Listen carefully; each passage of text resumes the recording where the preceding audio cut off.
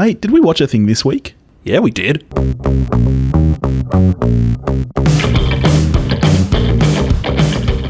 Welcome to the podcast. Thank you for joining us here at We Watched a Thing. Billy. Yes. How are you? I'm great, my friend. How are you doing? I'm fine, thanks. Why? Is it because of the goose? Is that why you're only fine? No. We had Christmas in July on Saturday, and Topher, chef extraordinaire, cooked a goose. He's disappointed because it was a little dry. But it's not your fault, buddy. It was still delicious. I don't want to talk about it. Don't be so hard on yourself. I'm done talking about it. Okay. All right, fine. Jesus, that's the last time we do a goose. Yep. How you been apart from that? I know Carlton won. That was good. Yeah. A rare and brilliant occurrence. Yesterday's sport kind of went pear-shaped, though. Yeah. I mean, no one wants to see England win things. Never. That sucked. But we watched a movie as well. That part was much better than sport. Yeah, we got to Booksmart, which we've both been waiting on for a while, actually. Yeah, because it came out 5 years ago, I think, in its country of origin. Yes. Made it to Australia this month. Being down under, it's one of those movies like Lady Bird last year. It's like big releases we get on time. It's these little small ones that we're interested in that we get so late. Yeah, it's like the master tape was on a ship, which was coming here, possibly under steam, possibly under sail. Maybe both. Maybe steam and sail. So reels 1 through 3. But Booksmart, 2019 American coming-of-age comedy film directed by Olivia Wilde in her feature directorial debut, from a screenplay by Emily Halpern, Sarah Haskins, Susanna Fogel, and Katie Silberman. It stars Beanie Feldstein and Kaitlyn Dever. And what's it about, Toph? Coming of age. Succinct. Yeah, but I guess I can't argue with that. A couple of nerds get to the end of high school and are like, we haven't done anything. Decide to get fucked up. Yeah. All right, let's get into this. How did you feel about it? I felt warmly towards it. Yeah, same. I enjoyed it. Mate, you want to silence that? Come on, champ. Just fucking give me a second. Same. I very much enjoyed this film, as I was expecting to. I don't think I enjoyed it as much as I was hoping I would, but I did really, really like it. One of the things that's always fun with high school films is when they do a good job of characters who you look at and you're like, I know that person. Yeah, and that to me is where this film's biggest strengths are, is the characterization, but more than that, the acting. I think that the actors across the board, even from small cameos to the two leads, are really, really strong in this film, and that's what carries the film for me in a lot of ways, is that these actors are so good at making you care about these characters, even though it's a really short film. And a lot of these characters you don't spend a lot of time with because your two leads are really, your focus. But you enjoy watching just about everyone on this screen. Yeah, so like starting with the two leads, fantastic. Absolutely brilliant. They have a great dynamic on screen, and it's one of those great times where you just instantly buy that these two people have been friends for a long time. Yes, that's exactly it. Like, not only do you enjoy both of them separately, you really, really enjoy the friendship that they've formed, and you totally believe it. Beanie Feldstein, she's been on a great run since I've known who she was, which I'm guessing Lady Bird was the first time I'd seen her I suspect it was the first time I'd seen her in something, yeah. And then again recently seeing her in the really pretty fantastic TV series of What We Do in the Shadows. Oh, right. She's in that, is she? She's fantastic in that. You should check out What We Do in the Shadows. It's on my list. Yeah, it's good. I think she's pretty great. I think she is hysterical in this film, but not just hysterical. Like you said about your feelings toward the film, just warm. She just seems like a person that you'd want to hang out with. And I felt the same way about her friend Amy, Kaitlyn Dever, who I thought was also fantastic. The other thing that they do really well in this film is it doesn't feel like you're watching Dawson's Creek, where you've got, 30-year-olds playing high schoolers.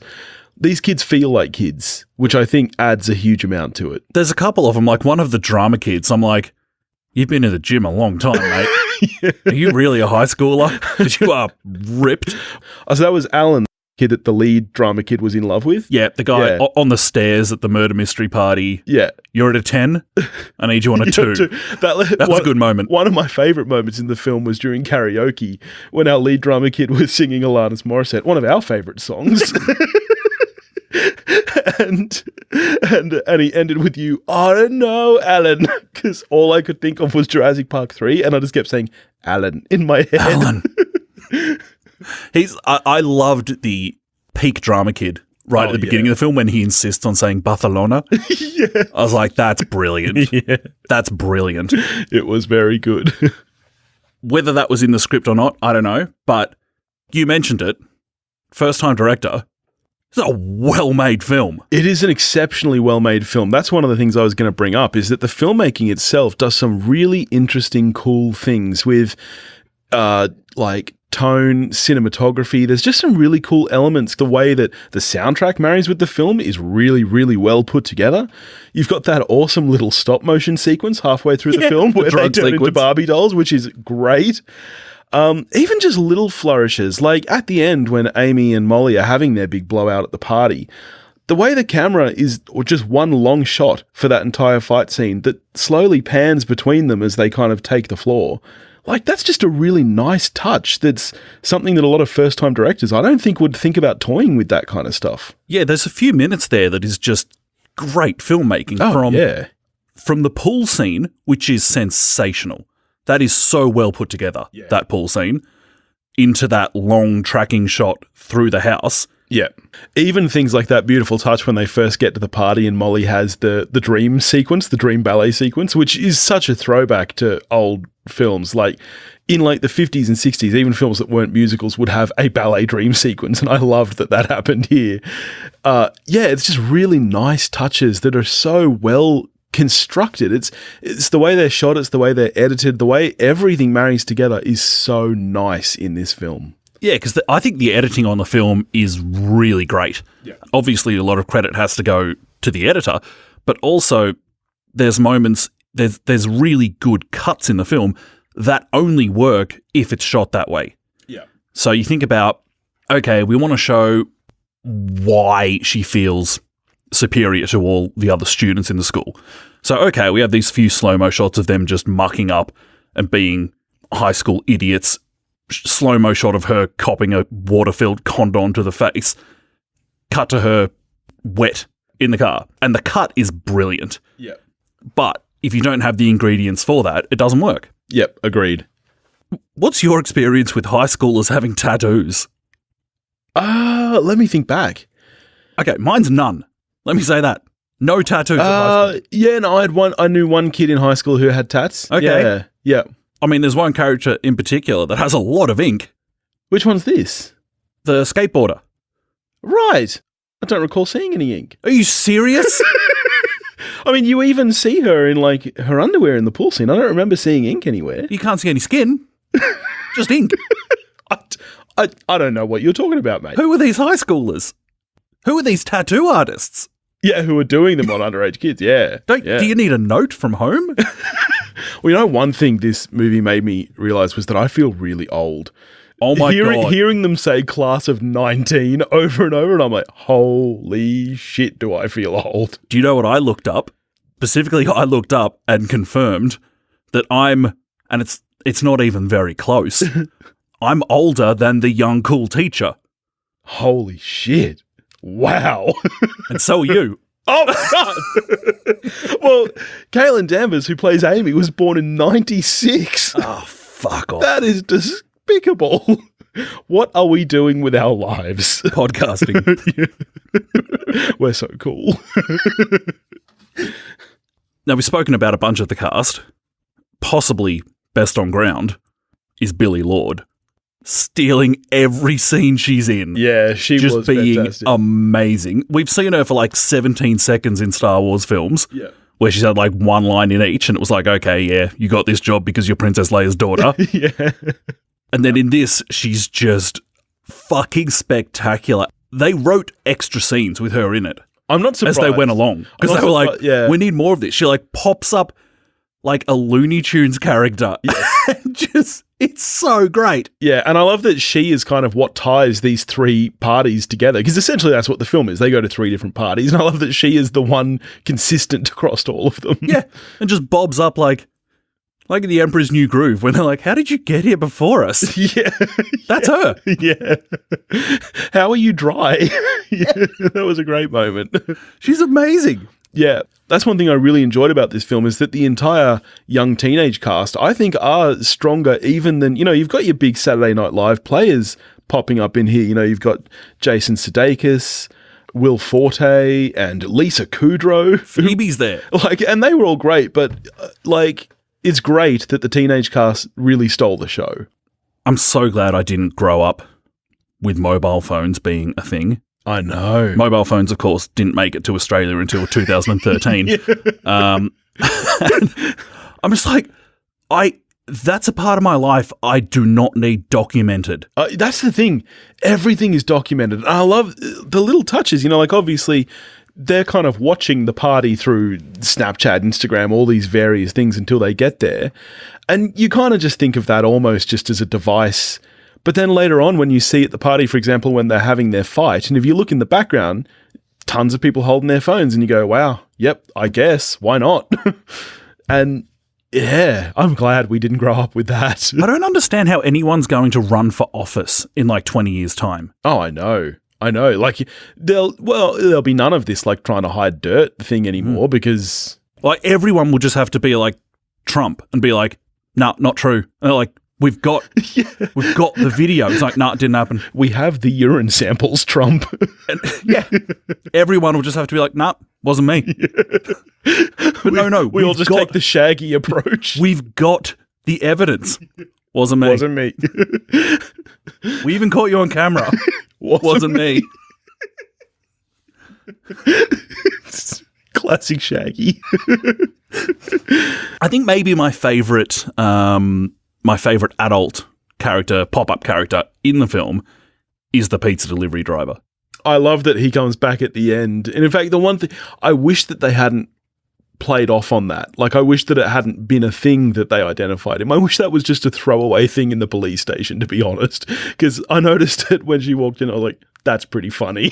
And I love that he seemed so courteous and concerned for them. Yeah, don't you know what could happen out here? Yeah. When he's describing in detail, 20 minutes I could have you across straight lines. It was good. Yeah. It was good. He's like Blade. Yeah. There's worse things than vampires out here tonight. Yeah. Like what? Like me.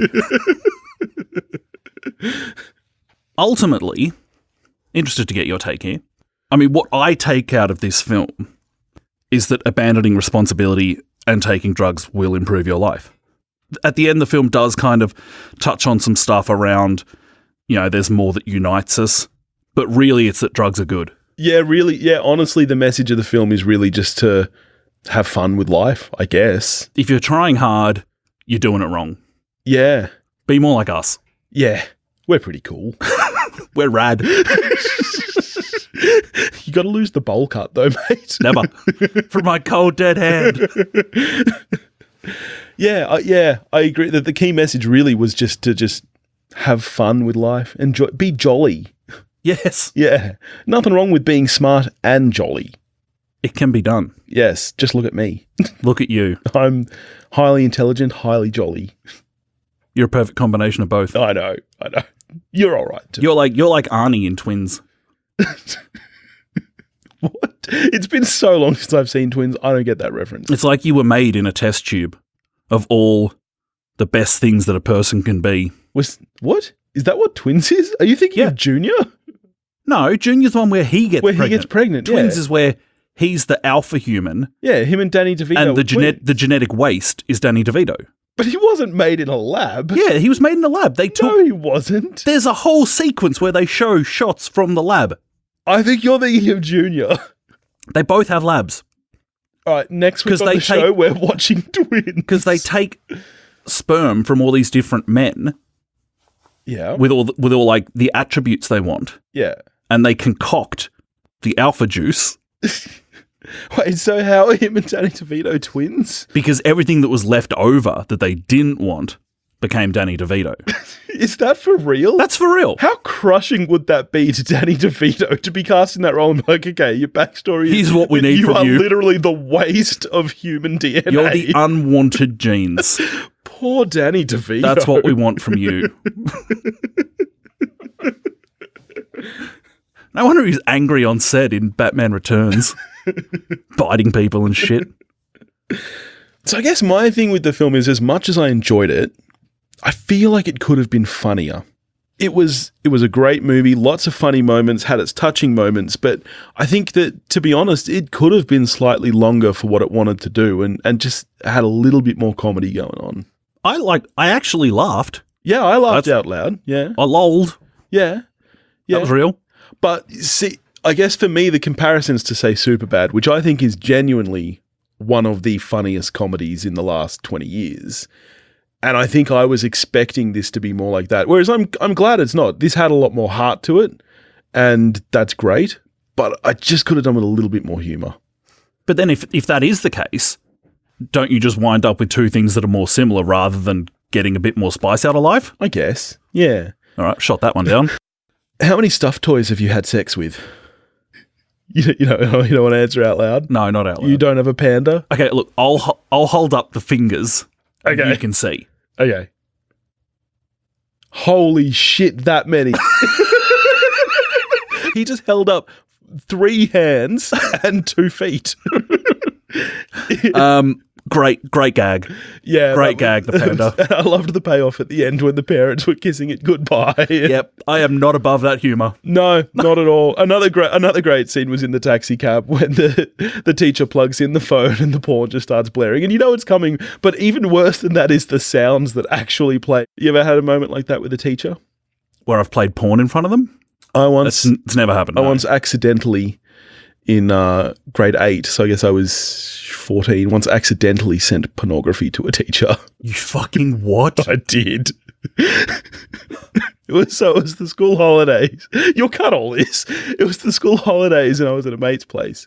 And he was like, I've got her email. So we started drafting this email to her, just like, not as us, just like an email. As Mr. B.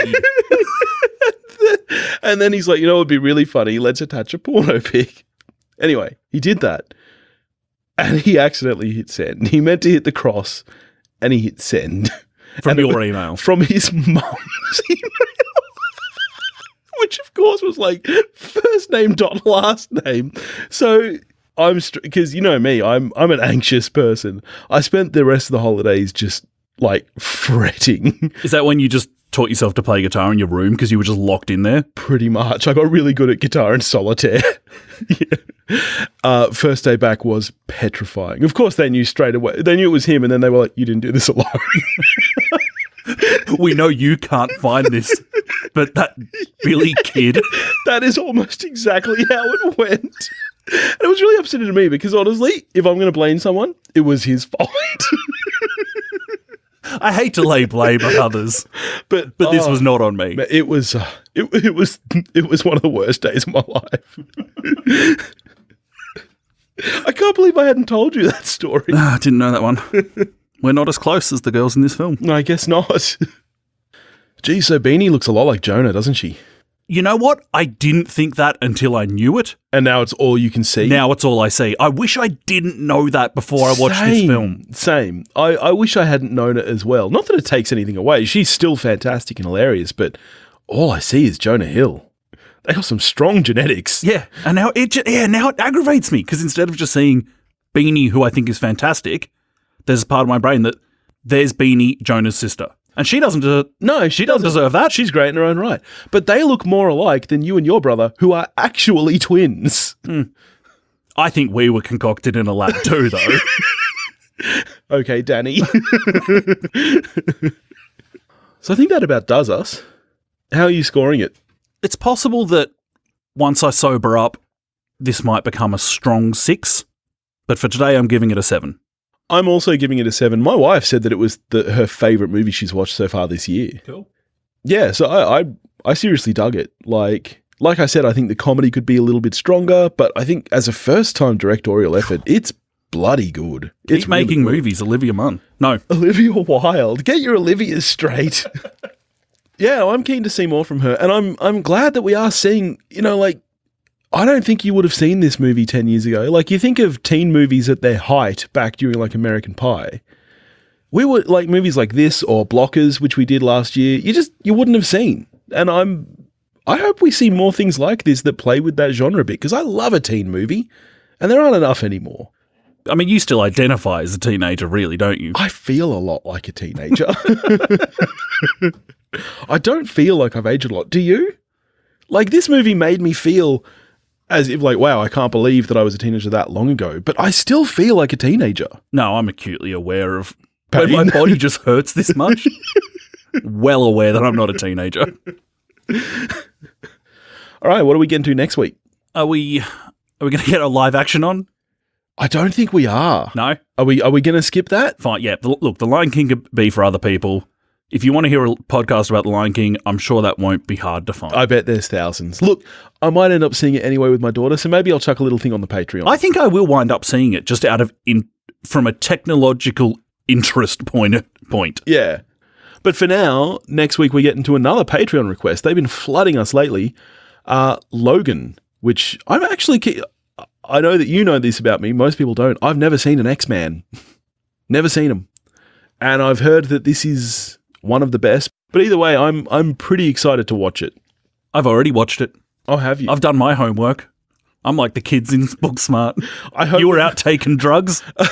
I hope when we record, you realise that you've just completely forgotten the movie because it was so long ago. Like what happened to me when we did Notting Hill, and I was like, I watched this like 2 months ago. I have no idea what I'm talking about. You made notes, didn't you? Sure did. Show off. Danny DeVito.